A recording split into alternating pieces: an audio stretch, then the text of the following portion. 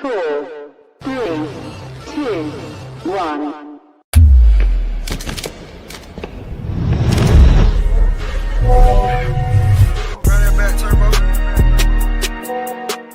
Hey, what?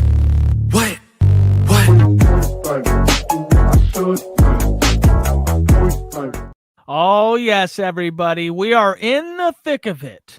Wrestling season has started, and today we got the guy, Justin Kesterson from WIAA on the podcast a little earlier than normal. So I think we'll have a little lower live viewership for this podcast, but we should get it up there as we keep going. But Sam, you're not coaching this year. Full dedication to the pod this year. So how's that hanging for you? Well, I'm coaching still. I'm a volunteer at Kamiak.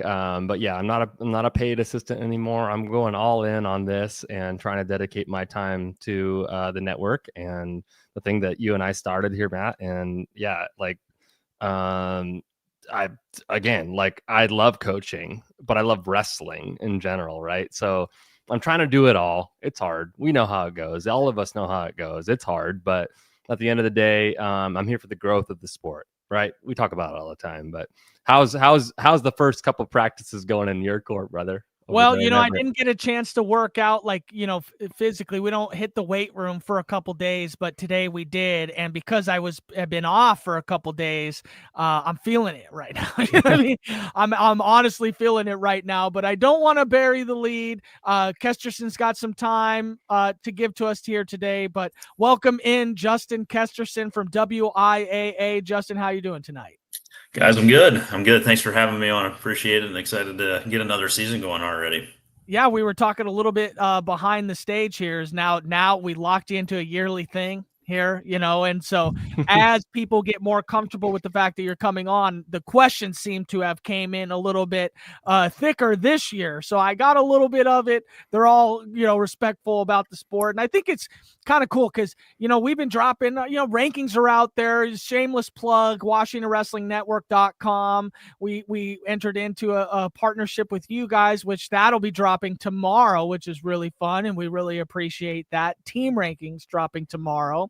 And we just appreciate you giving us, the air here, and what's kind of cool is we are the top program, as far as wrestling is concerned. But as WIAA goes, you guys have all sports to kind of filter an umbrella for. And so I just appreciate you being available. This doesn't have to happen, right? And so how do you feel about being available though? Now it's a yearly thing. People are hunting you. They know your name. Is that okay with you?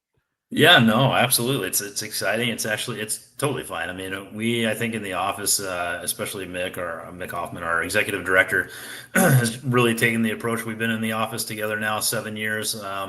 And we've really taken the approach to get ourselves out there to district meetings, on the day-to-day basis with athletic directors, principals, superintendents, and make ourselves available to the membership to really be able to answer questions, to be able to talk things through, to have the conversation so that when we have executive board meetings, that we as a staff can be more informed in those conversations and help the executive board make decisions and kind of lead them in those conversations. And then when you get down into the sports side of things, right, it's important to get out. And for me, it's unfortunate, right, that it's good, but it's unfortunate that the Coaches Association conference for wrestling typically falls at the same time as state cross country, which is the other sport that I oversee. So I enjoy getting out to the conferences to be able to talk and engage with the coaches and hear about, what are the issues that they have and the things that they see and ways to make the sport better. I mean, ultimately, that's what I'm here for, is to help drive the numbers up and help increase the exposure to the sport, increase the participation numbers for the sport, and continue to grow it. So these platforms like this and these opportunities are awesome, and we'll engage with them as long as they work out with the schedule as much as possible. So thanks for having me on. This is great. Yeah, we really appreciate that. And Sam, I'm sorry to cut you off, but when we brought you on last year, I wanted to make a point that we brought on at the time, I felt like he was my friend, Carl Wenham.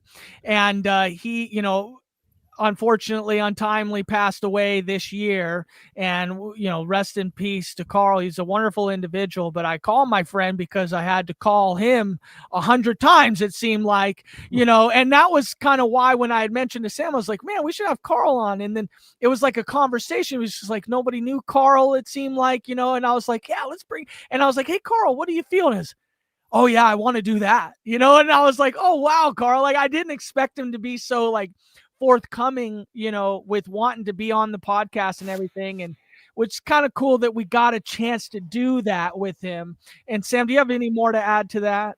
No, just, I mean, what a stand-up guy. I mean, coming on the podcast kind of last minute last year when Matt, being a little bit more involved than I was last year as an assistant coach with the weight management, and had a lot of questions and stuff. And that was really cool that Matt reached out and got him on the podcast with us, and he was able to deliver a lot of information to folks, which I think was really beneficial for everybody, as it will be in this podcast today. But just so people know who he is, National Wrestling Hall of Fame member. He's been around with the WIAA since 1989 and was leading the weight management program for many years.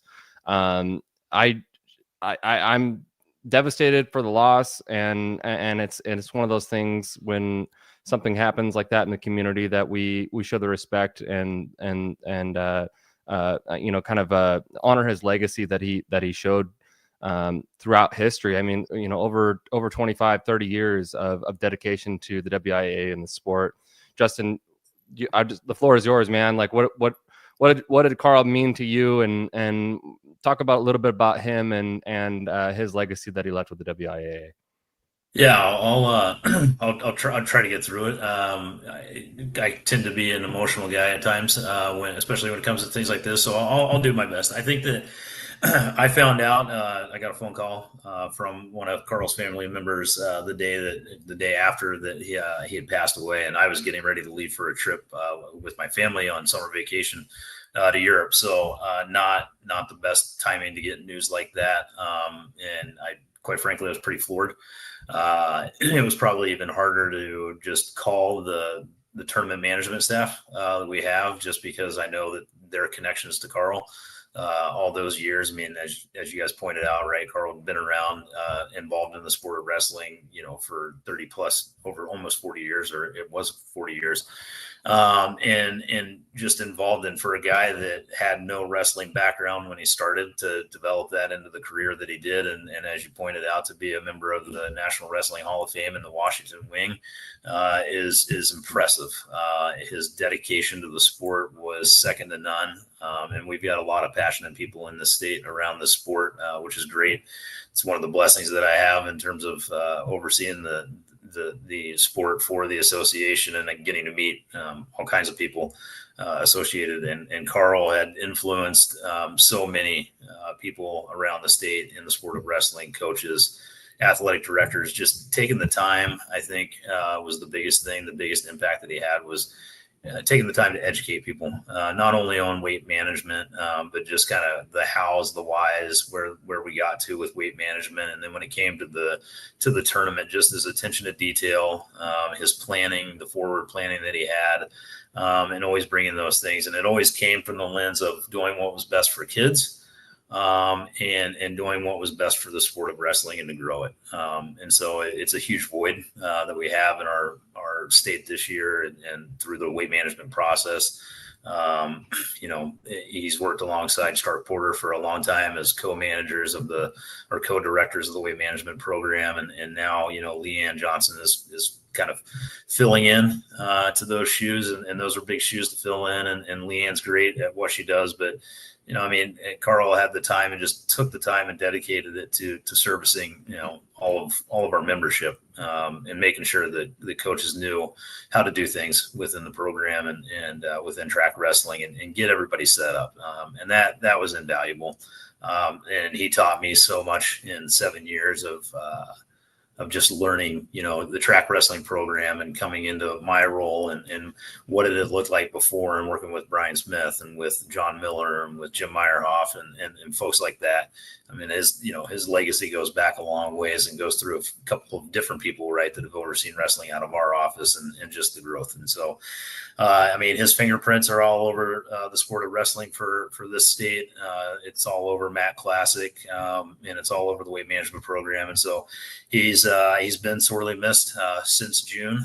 Absolutely. And, it's tough, but there's a lot of things that he has implemented that have long-lasting impacts, and for that, I appreciate everything that he did for me, but for all of us, really.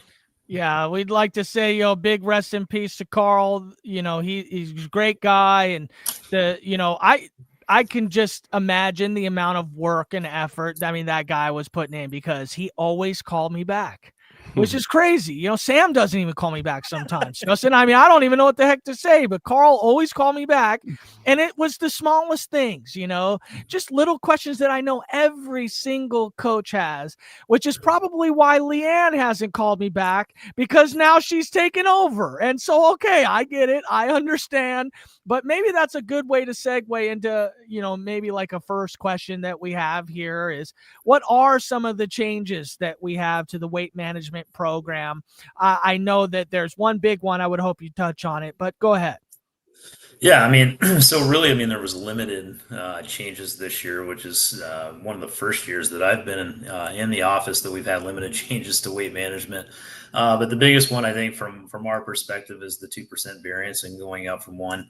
And that's kind of the biggest thing. Leanne and Stark obviously running the program and making sure everybody's got everything that they need, and that all of those processes are followed. That document, for those folks that haven't dove into it, is pretty lengthy in terms of what you all as coaches have to do.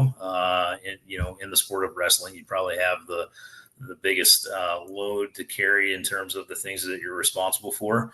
And that document and that program is a large part of it, but it's there to keep wrestlers safe and to kind of manage those things from that purview. But the 2% variance is probably the biggest change there that we had. Some of the other stuff, I think, was just small logistical, things that we tweaked.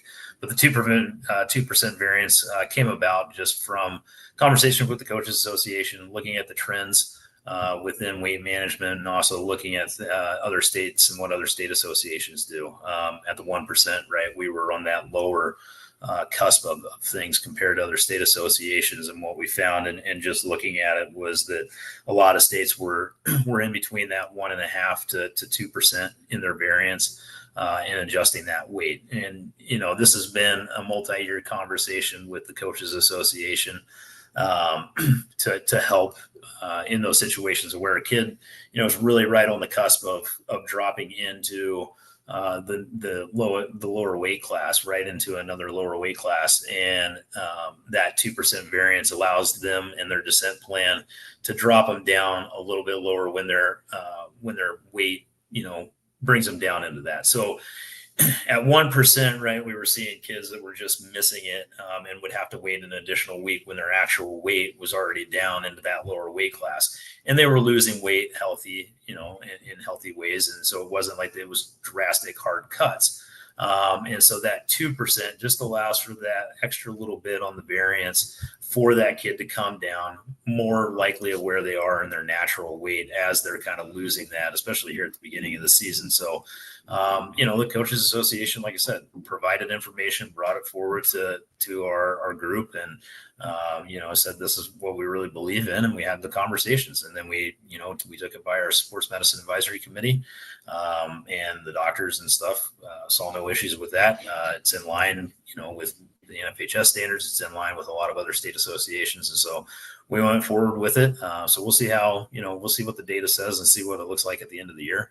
But we feel like this is a good positive move, and helps out coaches, but also more importantly helps out the kids in getting down into those weight classes and wrestling more appropriately where their actual weight is.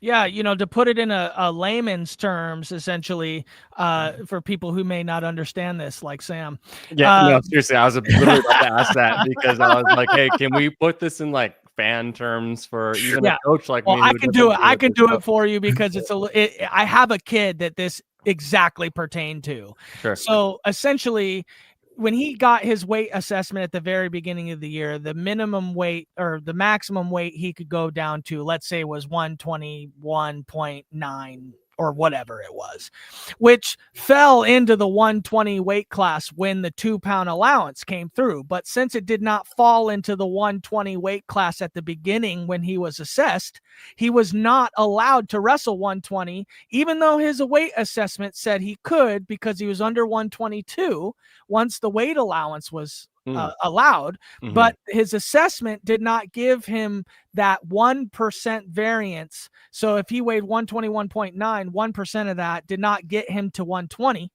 And now with the 2% variance, essentially what Kesterson is saying is that pretty much every kid will get 2 pounds at least from their weight class, from their lowest minimum weight right from the beginning of the season. So for those kids that just missed it by a fraction of a pound, they're now able to wrestle that weight class. And it hit 2 of our kids really bad. And like Kesterson mentioned, we had an issue with a kid who literally couldn't gain weight.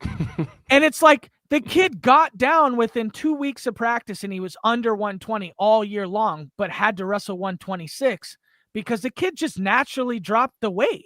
And unfortunately, I think this is part of the thing that maybe we could look at too later on down the road if there's enough issue with it. But, you know, a big thing is what you weigh on that scale your very first time getting on it, because that's what kind of sets the precedent for your weight, you know, descent plan and your allowance. And, you know, if a kid just is naturally heavy coming into the season, it's going to hurt them because they could lose 10 pounds of baby fat. That's what I call it. It's baby fat. It comes off real quick.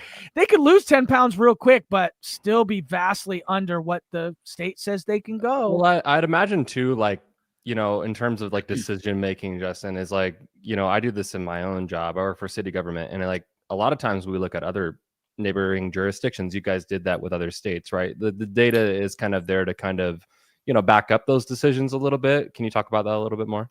Yeah, I mean, I think that's the nice thing about in the state association office, right? We have the ability to dialogue with other state associations, and I think that, you know, the network that wrestling has obviously is the coaches association does a really good job of talking to their counterparts in other states, just similar to what I would do, right? And so we look at the surrounding states, right? I'm always talking to Oregon and Idaho and in the Western, Section 8 of the NFHS, but also have the benefit of, you know, being able to talk to other states across the country and just say, okay, like, hey, where are you guys at? And we can do surveys through the NFHS, which is really helpful in terms of things like this, because we can ask them, hey, what is your variance, and what are some of these other questions that we might want to know?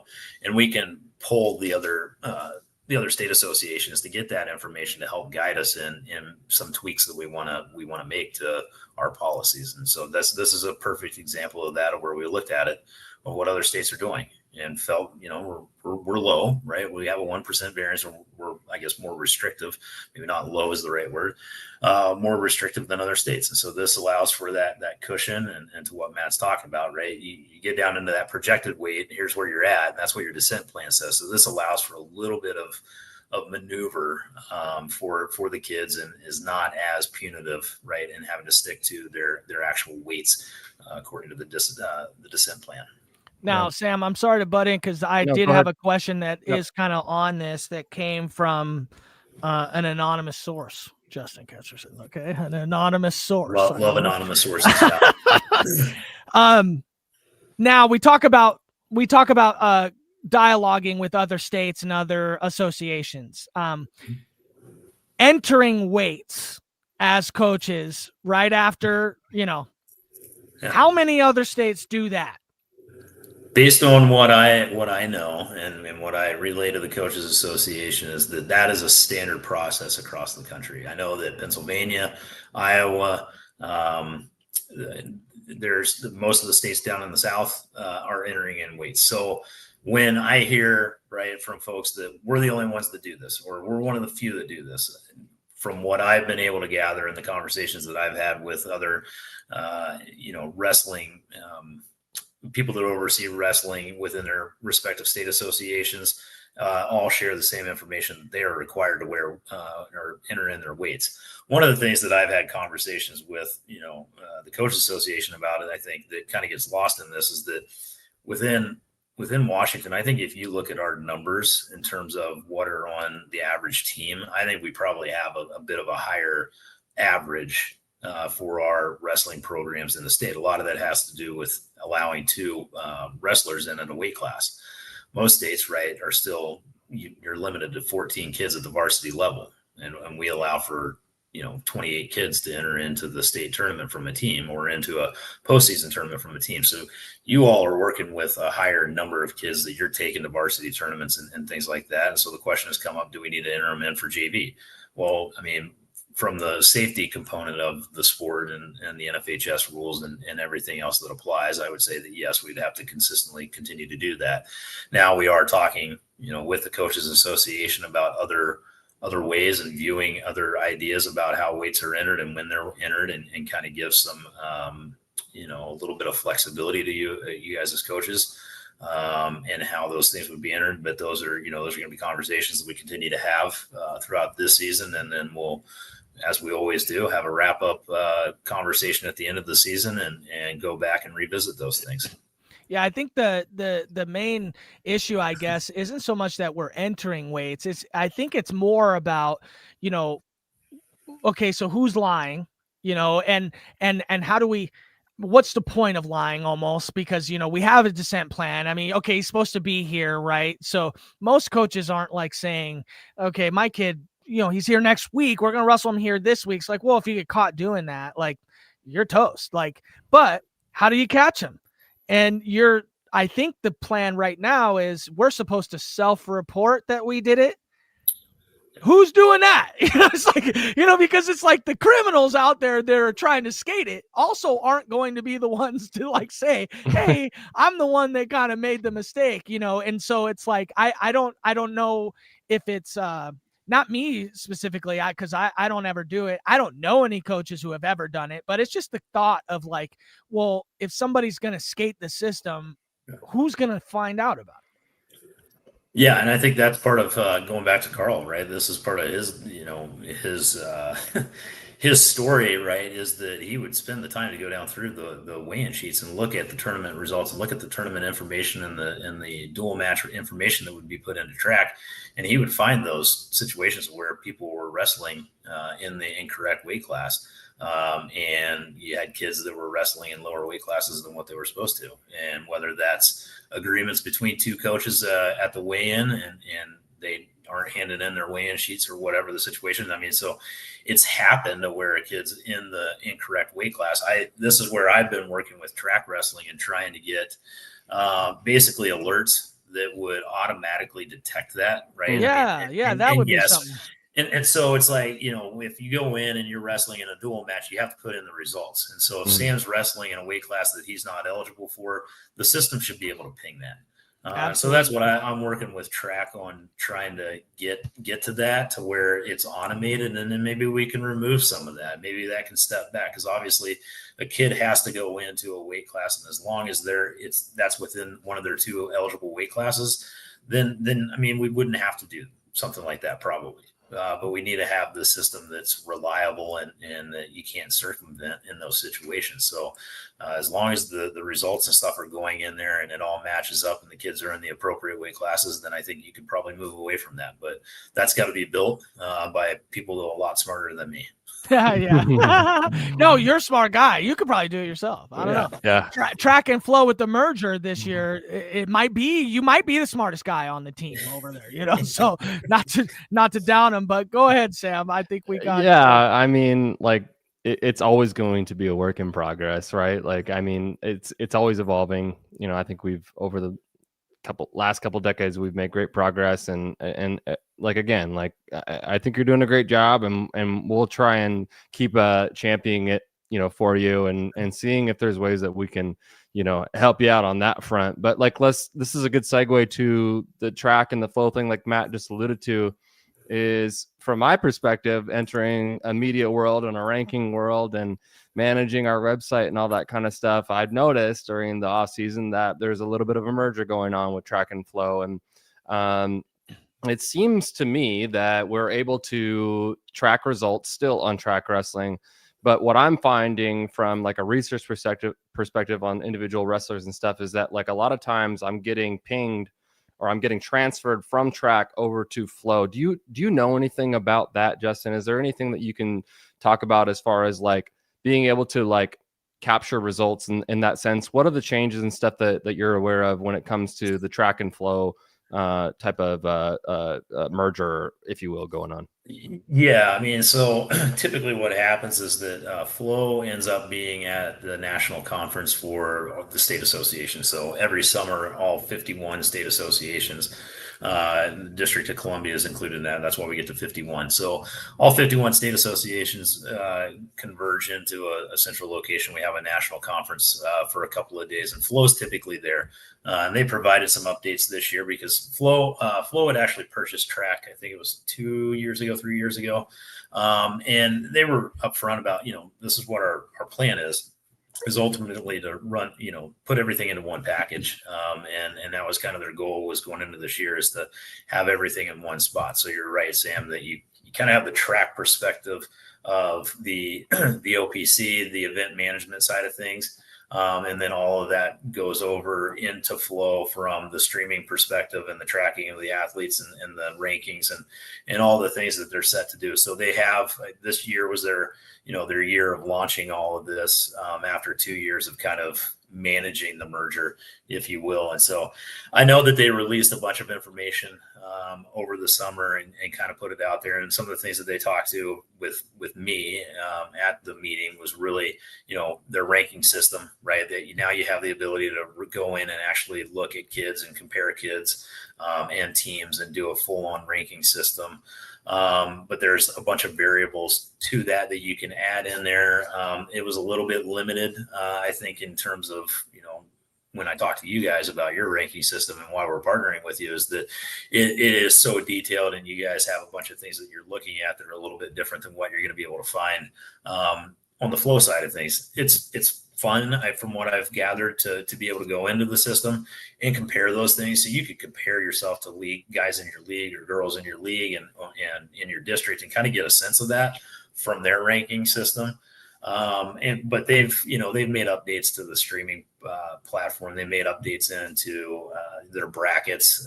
And I don't get into the weeds, because I'm not in that user phase as much, just because, with the job and everything else, I'm working more on the track side of things and looking at everything from track, not so much from the fan perspective until I get around Matt Classic. And then I start looking at the features of those things because I'm helping our team get ready with all the streaming stuff that we do and the marketing and screen captures and things like that for matches. When we get into that kind of that play world of it. So I know that they've done a couple of releases of the features that they've improved upon this year, but it is a big change this year for them and kind of how they're marketing everything and the way that it looks and the branding of it all. So it'll be interesting to see how it goes. And I think the ranking thing for them is a big thing. And I also believe that the connecting of an athlete's profile has gotten better on their end. And so I think it's supposed to be easier to find your wrestlers in the way that you're tracking kids.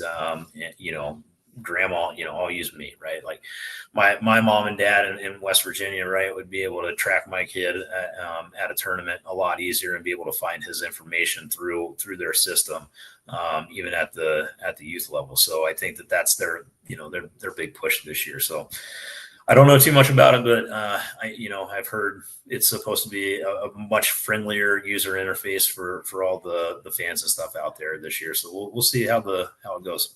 Yeah, I think it is going to be a better interface for the average viewer. I think the more detailed viewer, besides just understanding the wins and losses in the brackets, it is actually a small bit of a downgrade right now. But who knows? It's obviously evolving over time. Justin, would you say you're a fan of wrestling? I mean, it's nice to have somebody on the inside controlling all athletics, but you are a fan of the sport. Yeah, no, I'm not going to be able to get into all the details about, who's the best wrestler and stuff around the country and things like that, just because, again, this job, right? You're sitting at the 30,000 foot view for a lot of things, but I've been around the sport since I think I started wrestling when I was 6 back in West Virginia, and wrestled all the way up until junior high, and then started becoming more of a runner. But I would go to events all the time. A bunch of my buddies from high school and stuff were wrestlers. So I've been around it. We go to our state tournament in West Virginia all the time. And then ever since I've been out here, it's kind of reignited the passion. When I was an athletic director, just going to going to all of our matches, and then making sure that whenever we had kids that qualified for Matt Classic, that I was down there. It's a spectacle. It's a great event. And I mean, the people that I get to work with in the sport, are tremendous. They're good people at the core of it. But the fun thing is that they're also passionate about the sport, and you just can't help but kind of get sucked into that as well. And so it's reignited a lot of that. Both of my nephews wrestled, and so I've been around it. It's a tremendous sport. The reason I ask. The reason I ask is I've been told that you were a very helpful pioneer in getting dual team state up and off the ground, and I know that, there could have been a lot of opportunity for you guys in WIAA to be kind of maybe against it or maybe not advocating for it, but I heard you were an advocate for it. So, congratulations on getting that all put together. I know that a lot of people are very, very excited about this, but I want to ask a couple questions I think that generic people might not know about dual team state. So it is not a WIAA event, correct? Yeah, that's correct. And the reason for that is really because no other sport, right, has a individual and a team component that's already associated. So right now, right, we have our individual championships, and then there's the team championship that is at Matt Classic. And so no other sport would have basically a third championship in it. And so I think that, it would provide an opportunity to a sport that doesn't exist for any other sport, especially at the individual level. So I think that there's some components to it. So when we sat down, right, and floated that by the board, there wasn't a lot of appetite for that right now.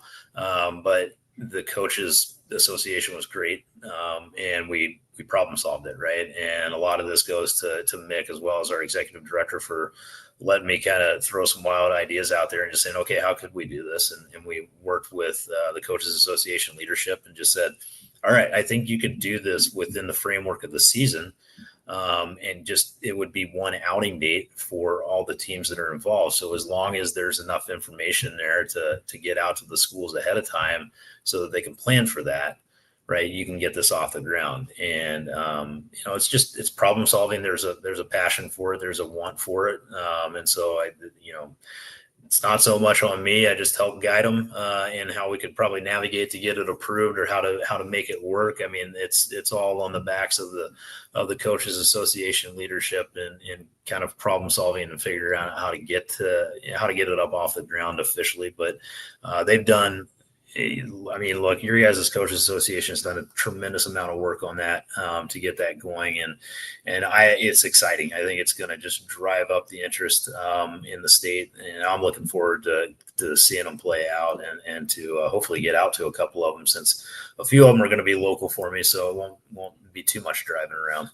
No, that's awesome. I think that as we can continue to develop this, I think it can grow into something really, really, really special. I think it's awesome that we were able to come together this year. Sam, do you have anything else on dual team state? Yeah, we're talking about dual team state. We've been in close contact with the Coaches Association about it. We had a pretty big Instagram post that we put out about the promotion of it and how over 1,000 impressions right off the bat. how it's kind of playing out, where the locations are, what the committees are, how teams are selected for it, and all of that.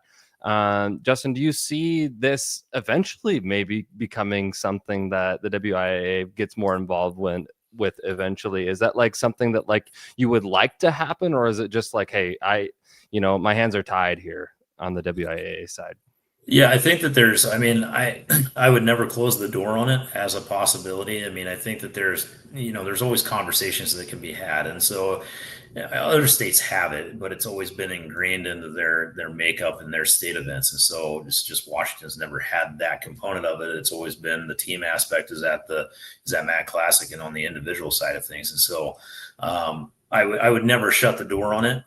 There's always potential for it to come under as a state association championship. But if, I mean, for right now, the way that it's modeled and set up is really ideal, because then you're not putting the pressure on the individual and taking away from the individual tournament, right? So even if you take away the team aspect of the individual tournament, that still has to be wrestled out, right? So you still have multiple days of the individual tournament.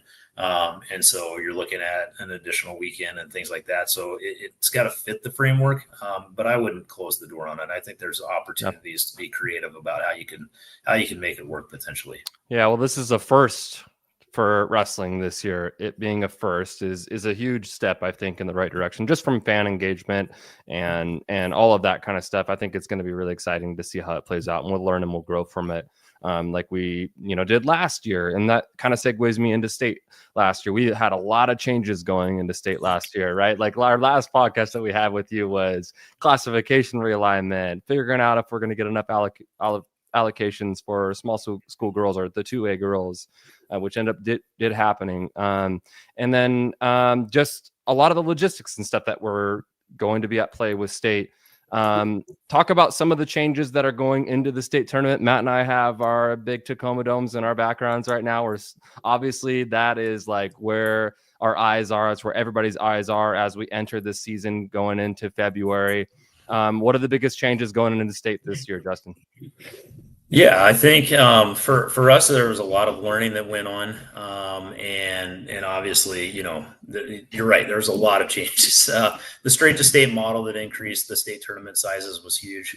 And that went to growing. I apologize. I've got dogs and kids running around upstairs. So if you can hear it, I apologize. But lot of changes, but all again aimed at the growth of the sport and to continue to grow it here in Washington, and really just taking the input of coaches statewide about, hey, how do this is your tournament along with the kids. There's obviously framework that you have to stay inside of, but at the end of the day, this is your event. Like, how do you want to see it grow? How do you want to see it continue on? And like we had really hard conversations, but we learned that you can't have both classifications trying to get in and out of the door at the same time in the parking lot at the same time. So we worked with Tacoma Dome on kind of the ingress egress of the parking situation, and so that feels like that's going to be straightened out this year. One of the biggest changes for the 3A 4As we'll be going off site. Our board approved that for the weigh-ins on the second day. So the 3As and 4As will actually weigh in off-site from the Tacoma Dome to help alleviate some of the congestion. The coaches felt like they needed to get there early, and that's what kind of led to some of the issues in getting in and out of the door. Is that for both day one and day two for weigh-ins? That'll only be on day two. So that'll just be a Friday afternoon situation. And so I just met with all of our tournament managers about an hour and a half before I came on with you guys. And so we need to figure out, we need to finalize the logistics with the venue that we're looking at. It'll be a spot in Tacoma that folks will get to, but it'll also, I think, help alleviate, the Meads and all the schools on the east side and your schools that are up north that have to check out of their hotels. It gives you less time to have to sit around and kind of figure out what to do with your kids. So the goal will be that weigh-ins will be at 12 at that site. And then that's about a 3-hour, window of weighing in. So, within the structure of the NFHS, right, for our state events, we're actually allowed to adjust the weigh-in times. And so typically, right, it's a 2-hour maximum. 2 hour, yep. Yeah, so we're able to do that within the rules for our state association championships. So we're going to bump that up an hour. So it's actually going to be weigh-ins that are going to be at noon with wrestling to pick up at 3:15. And again, it'll be offsite in Tacoma. We'll have more on that, like once we finalize that in the next couple of weeks. And then those will go into the SOPs, but it'll be at a Tacoma location. That'll have plenty of parking for the teams. And we'll have, the nice thing is, right, we split up the officials. So we'll have that batch of officials that'll be able to be at the site. And then, the 2A and classifications and below, their officials will be already in the dome and officiating. And so that helps. Like, we'll have plenty of people to cover the weigh-ins for that second day. And you're talking about a smaller number of kids that you're weighing in, right? It's not the entire tournament. You're bringing back just the placers at the 4A. And then you have a few extra kids at the 3A that you're bringing in. So that's probably like the biggest change. And then and another additional change that everybody will see is that the awards and stuff will go, and this really came a lot on conversation with coaches. The awards will go at the very end of the event. And so instead of having a finals match and then a big long break to do the awards and then go into the next match and big long awards and doing those, we'll do all of the awards at the end, just to kind of keep the wrestling going and having that championship going so that there's not that big long pause. And that, again, like I said, that's a big thing that came out of the post-event survey from coaches last year of, hey, like, move everything to the end. Like, we want to wrestle, and for those of us that need to leave and can get out of there, we want to get out of there, and we want to watch. And so we heard that from fans too. Like, we want to be able to watch wrestling, and then, you know, if you want to stick around for the awards, they can stick around for the awards. So we'll see how that goes, see what the feedback is. But, you know, those are a couple of the changes that we're getting to for this year. I like that. Yeah, I think there's pros and cons to that for sure. Sure. And right. Yeah. Like, I think it's kind of a trial run type thing, just like everything is when you do it for the first time. I imagine guys that I think of in the big 285 class or the girls 235 class being able to have a little bit more fan engagement when it comes to that. Right. And like, that was another huge selling point, Sam. I mean, honestly, it was like, you know, is it fair, obviously, to those other weight classes? Like, by the time they get in there, people have kind of filtered out, right? One of the other things we talked about is, do we kind of start in a different weight class and give those kids, so do a random draw where we're starting, and maybe look at that. You know, I don't think we're there yet. We want to see how this goes, and then maybe that's the next move, right? And just start doing random draws for the finals, and see how that engagement goes. Or shoot, as the sport continues to get good, you know, bigger eyes on like media and stuff like that, why not do what some others do and put your marquee matches at the end? Have everybody, you know, sit around, wait. We know who we're looking for. Put them at the end. And with Leanne, she's great. You know, she's wonderful at making magic like that. And so maybe we can do something like that and have a big finale or something, you know, which would be really, really cool for the viewer. Yeah, and I think that's the you know, you're bringing that up, and those are conversations that we're having, right? I mean, in terms of like what, again, I go back to, I don't care. I'm here to run the event, help grow the sport, do what we need to do. It's your event, right? It's the event of the coaches, the kids, and the fans. So what do we do? Like, how do we make it about all of them and do the right thing and grow it, right? And so if that's an idea, I think that, you know, like we had that conversation, and, you know, like, I mean, when you're talking about multiple classifications, it might be a little bit more of a challenge. But I mean, if the feedback came in and said, you know, the 3A said, I don't really care where you start, right? You can start at the middle weights, and then you got the 4A coaches that are saying, well, we want to start at the higher weights and then work our way back, you know, back through the lineup.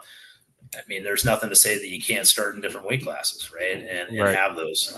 There's nothing that says you can't just stack the lineup, and as long as everybody understands kind of what the lineup is going into the finals, then those are things that you can be talked about. I mean, it doesn't have to be the status quo. It doesn't have to be the same thing year over year. I hear that. It's okay. It's okay to evolve. I think that's cool.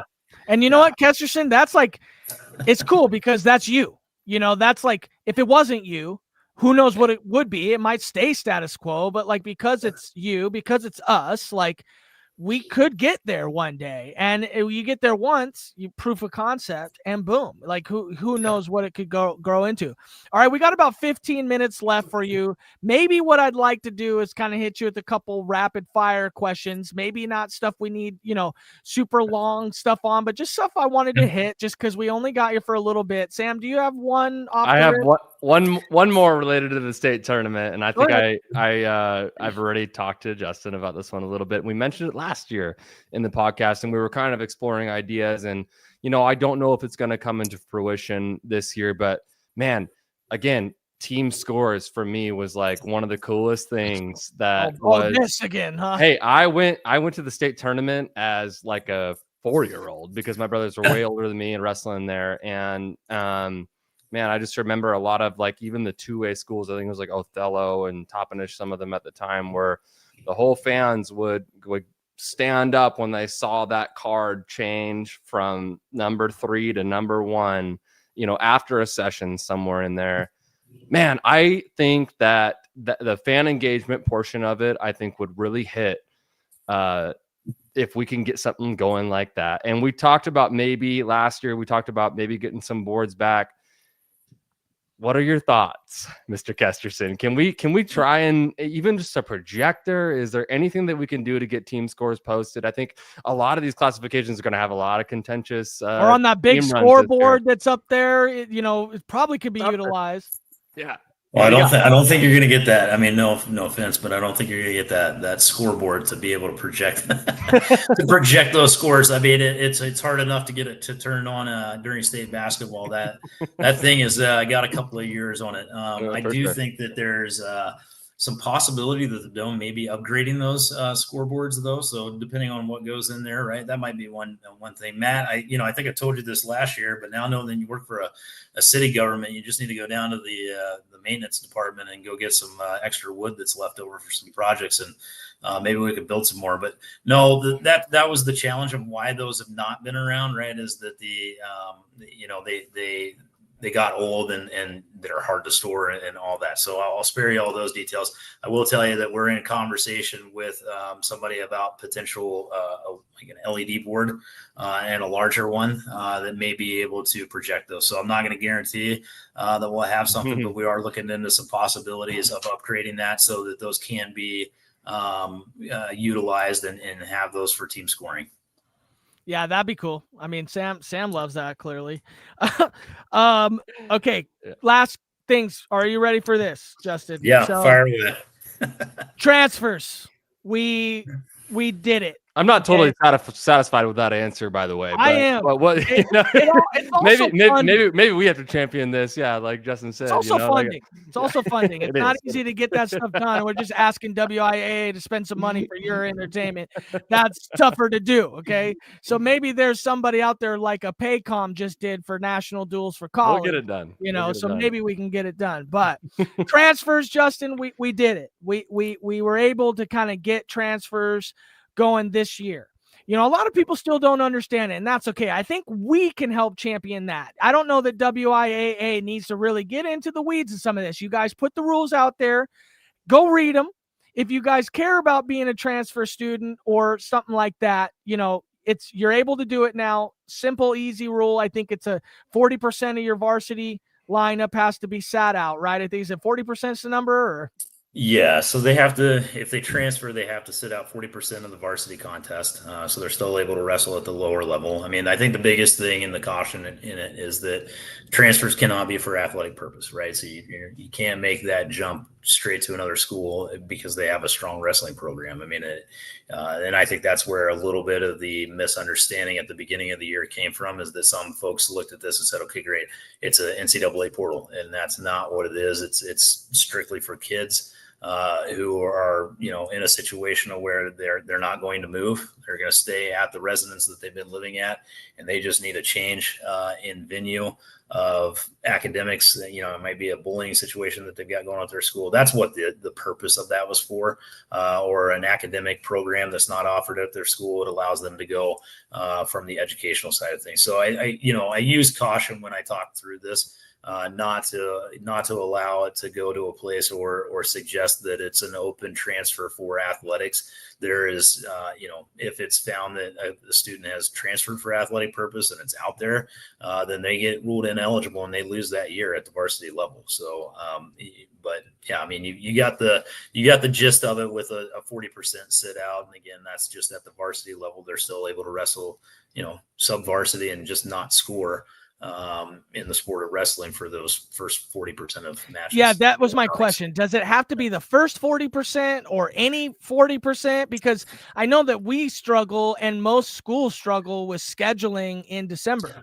And so 40% means you could get halfway to January before you see a kid being able to be on your varsity lineup.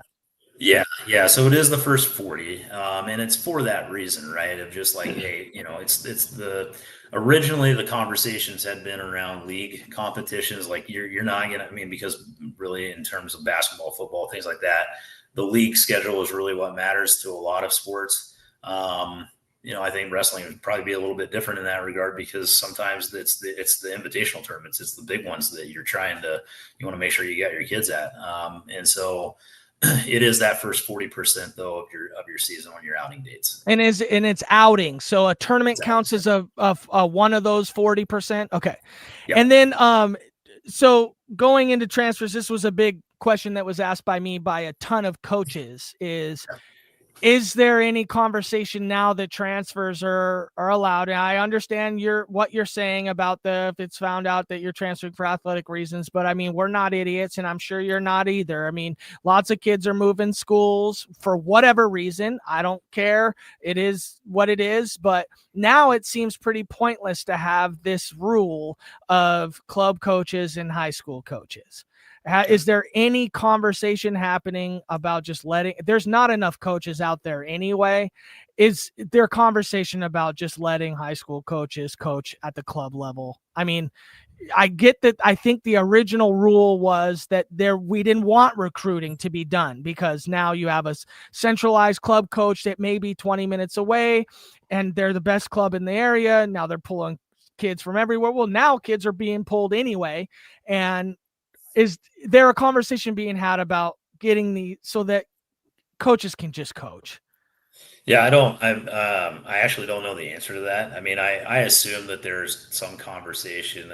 Look, at the end of the day, right, any rule change that wants to be proposed, right, we're a membership driven organization, meaning that all of the rules and stuff are written by our member schools, the athletic directors, principals, superintendents, who have you, right? And it goes through that process. Our board can write some rules, but tend to stay away from that. I cannot write a rule, right? I can help write rules. I can and do that, but like if I cannot submit a rule on behalf of our staff, and so those conversations internally for us have been ongoing around like, man, we're getting more questions about it. It's coming up. It's happening a lot more where schools are trying to find coaches, and it's like, hey, we can't do this because this is a club coach. What does that look like? And we have to walk them through. And then you have the balance of, okay, well, that club coach gets paid pretty well to do the club and has, their high school stipend. And so is it worth it for them to go coach at the high school level when they're making the money that they do at the club level? And so those conversations are always ongoing. I think that it's going to take somebody in the membership to write that rule. And I mean, the nice thing is that it only takes 5 schools to propose that, right? So all you got to do is get, one of your ADs on board to write it. And then they just need to find 4 other schools that are willing to support it or willing to sign off on it to get it up as an amendment. I think that it potentially could be coming where you see changes to the coaching rule and changes to the summer rules. But that's going to have to come from the membership, and somebody in the membership is going to have to write that in order. Good to know. I don't think most people even knew that 5 schools. I think we could pull that off. So let's get it going. The other thing I got, big issue this year, girls flag football. What in the world is going on? I'm being told basketball numbers are down, wrestling numbers are down. The reason why you don't have football in the wintertime, but now you have girls flag football pulling 40 kids in when wrestling and basketball can't pull 20 in now. Girls are hopping off, going to flag football. Is there any conversation about moving it? I mean, every other men and women's sports share their courts. They share basketball courts. We share wrestling rooms. We share soccer fields or whatever, baseball fields. But football, girls football, boys football should be in the same season. That's at least what I've been hearing from a lot of people. Have you heard about anything like that? I'm sure you have. I mean, it's hurt numbers for girls everywhere. Yeah, I think now you're opening up a way bigger conversation. I'll try to keep it short. Keep it short. This one. Yeah, so when flag football was being surveyed, when the push started coming, right, the surveys that were out there suggested that the flag football was not going to pull away any girls, right? Like the girls that were playing flag football at the time were not wrestlers. They were not basketball players and the like. So is it going to pull away some? Yes, I believe so. But I'll be curious to see where our girls' numbers are, and then look at that participation level and see if it does drop or if it maintains or if we continue to grow. Because the survey data from when this all started doesn't suggest that that's going to be the case, that we're going to lose a bunch of girls to flag football. When you look at when it's offered, the championship season was going to be in the spring, and will be, I think, moving forward as more Eastern Washington schools get on board. Right now, the only schools that are competing are all on the western side of the state. They didn't want to compete in the fall because you have to go against football and you have to go against girls soccer. So from a field usage standpoint, if you go to the spring, right, you have boys soccer and you have track and field that's going on and the usage of the field there. So the balance, right, in those conversations, at least in Western Washington and then the leagues that are doing it, is that the fields are more open in the wintertime, and it helps them offer the sport. And, when you look at the offering, the numbers in gymnastics are a little bit lower. Basketball is limited on the number of participants that they can have. It's another offering for them. So there's alternative seasons that are being offered. The championship season was going to be in the spring. And so you have leagues and districts that are making the decision to offer it in the wintertime, because that's when they can fit it into their field space and when for them it made the most sense. So right now it can actually be offered in all 3 seasons, with a championship projected to be in the spring moving forward. This year we'll have it in the wintertime, but moving forward it'll most likely go to the spring. So you might see a shift going forward. I'm not really sure, but I think due to field space and logistics in a lot of districts on this side of the mountains, you'll probably see it stay there. So like I said, I'll pay attention to the numbers in wrestling and I see what our girls' numbers where they land by the end of the year. Yeah, I think that's good, at least to know that you guys are paying attention to those numbers, because we specifically lost 4 girls. The basketball coach came and talked to us. They've lost girls. And so, yeah, well, and hey, it's the new sport. It's fun. People want to give it a shot and see what it's about. But I can tell you what, if you're 11 years old and you think about what sport to get into, most people aren't choosing wrestling just right off the rip. You know what I mean? It's a big deal, competition wise, it's a big deal. And so I think it's, as long as I think people out there can know that we're analyzing those factors, and to be able to potentially maneuver some of that is nice. The last question I have is on referees. I have been told by a lot of people that we did not have our best referees at the state tournament last year, due to cycle. Most referees associations choose to cycle referees on and off or whatever they decide. Is anything being done from WIAA to make sure we have the best referees at the state tournament? And I understand that it's tougher to kind of get involved into some of that, but it's also tough to watch some of these matches improperly scored, improperly refereed when you're coming down to the absolute end of things. And that will be the final question I have. Yeah, no, sure. I mean, I think obviously we would all love for officials to be 100% and bat 1,000 as they go forward. That's obviously not realistic. There are some things I think, again, and a lot of people don't know this, is that the WIA is a completely separate organization from the WOA. So the WOA, which is the Washington Officials Association, oversees all of the officials, and they manage and handle the participation at MAC Classic and who comes, right? And that's through their own assigners groups and at the local level. So the models run similar, but we are 2 separate organizations. And so I can go give my input and make requests and do things with the WOA. They can tell me to go fly a kite, right? And fortunately, we've got a good working relationship with them. And so we've shared the feedback, right, from the coaches. But there are some things that within the local associations, right, in terms of how they rotate through that and how they bring people back, right? If they continuously just stack the veteran officials year after year, right, it doesn't allow for those younger officials to get the experience and to come up through. So they have their system of how they try to reward that and encourage younger officials to be at the state event and protect against some of that. But in my understanding is that in the way some of the associations kind of navigated that, they kind of put themselves into a position of where they couldn't put some of their better officials or stronger officials up this year because they'd already worked multiple tournaments. And so with the way that is circulated and the way that works in the WOA, they'll kind of balance that out and get it figured out. But trust me, I talk with the WOA on a daily basis, probably the officials group that I work with and on the rules and stuff. They're great. They've heard that feedback, and I think they've taken that back to their board on the wrestling side of things to kind of figure out ways to help with that, while also still, like I said, encouraging younger officials to get the experience to be there, because obviously we always talk about this. Our officials don't get younger, right? And they eventually cycle out. So you want to make sure that you've got a good group of people behind them that can constantly come in and fill in their shoes when they eventually retire and stop officiating to not see that drop off. So,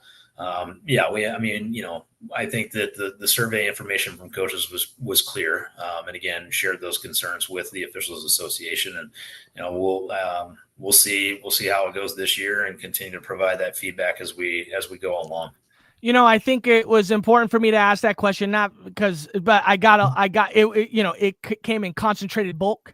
So I like to ask that question because I know the answer, right? But a lot of people asking that question think it's WIAA that's got anything to do with it.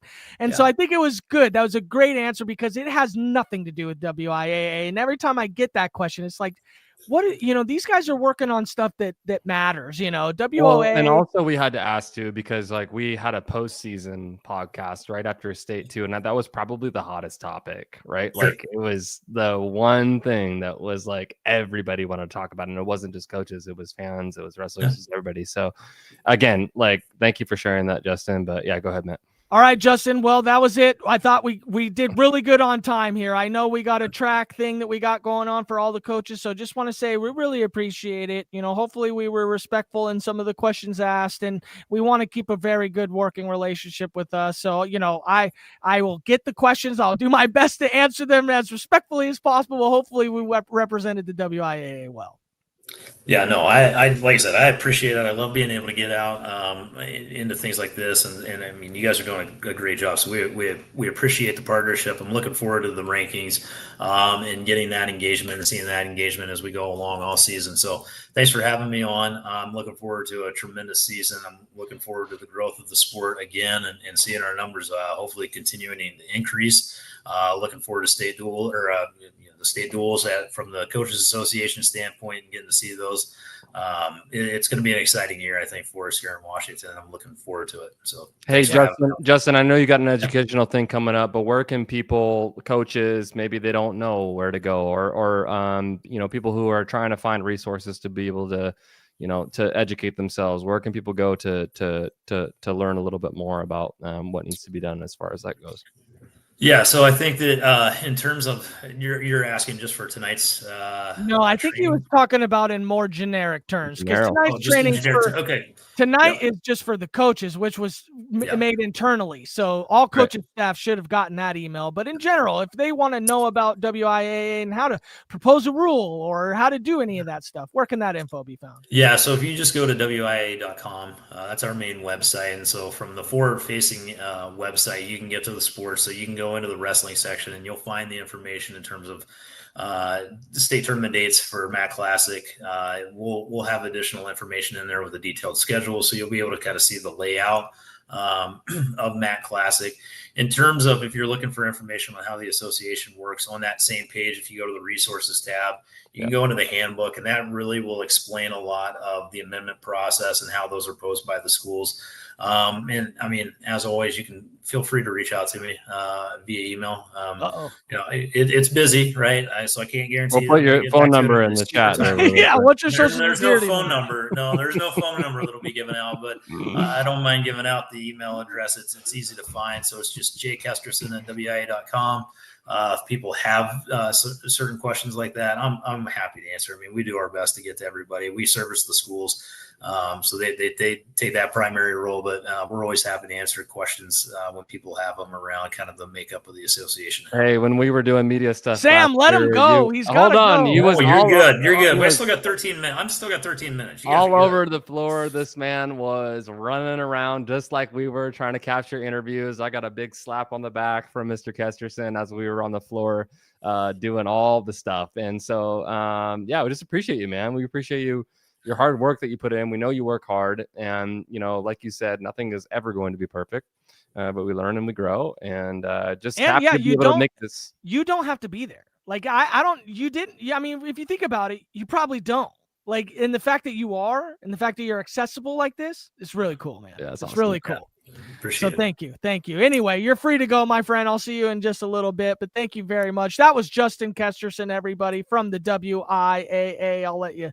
Now you can take off there without being seen, but I appreciate that, Sam. That conversation is one that I love having. I did ask him some tough questions there at the end, and it's one of those things, and I appreciate, like I said, if you ask it respectfully, if you have a respectful debate, everybody should be fine, and I think that's maybe a little bit of the problem in the world. We can't seem to have respectful debates between people. So, but Kesterson, very, very happy to have the time that we had. And I'm sure we've got a lot more, but hey, if you see the guy out there, ask him a question, and he'll be out there.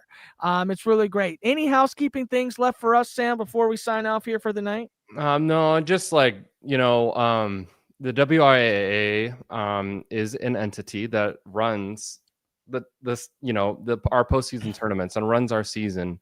Again, they're not perfect, but at the end of the day, like, this is why we love to have this podcast, is to just chop it up and see, reflect, but also like figure out like what we could be doing better in the future. And I just, like you said, I just commend Mr. Kesterson for coming on for a second straight season, not shying away from the heat, especially with you, Matt, asking the tough questions. I'm more of just kind of like, la-di-da, like, what's going on? I got another tough question, or not tough one, mainly for us. People are like, oh my gosh, you guys are only doing top 10 rankings this year. It's crazy. And I'm like, no, we just rolled out the top 10. The rest is coming. I was getting there, but yeah, like, I love that this is going to be an annual thing, and I encourage everybody to comment and ask questions and stuff. When we do this every single year, it's going to be bigger and better and greater, so we can just sit down with the commish, is what I consider him, right? It's like commish. It's like the Goodell. He's the Goodell of Washington wrestling, and it's fun, and we have a good relationship with them. Big thing coming tomorrow, 10 a.m. Team rankings are dropping on the WIAA socials and our socials. We're so excited about that. We're so excited to publicize those for you guys. All classifications coming tomorrow at 10 a.m. Can't wait for you guys to see that.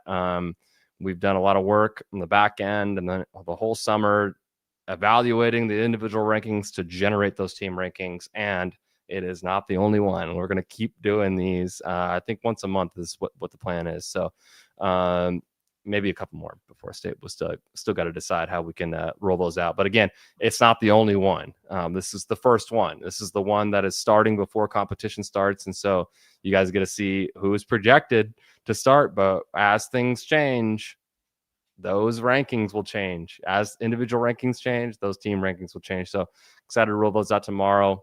And that's all I got, man. What you got? Anything else? December 7th to 8th, somewhere around there, that first week after the first big tournaments of the year, is when we will drop our official full rankings. I mean, some weight classes go, I don't know if we're going to cut it off at a certain number, because I've got like 23 kids at 3A 106. So I don't know if we're going to go all the way down to 23, maybe choose a 16, maybe choose a 20, maybe, whatever. We'll choose a number, but you'll see deep. How deep some of our rankers go. And Matt is a deep ranker.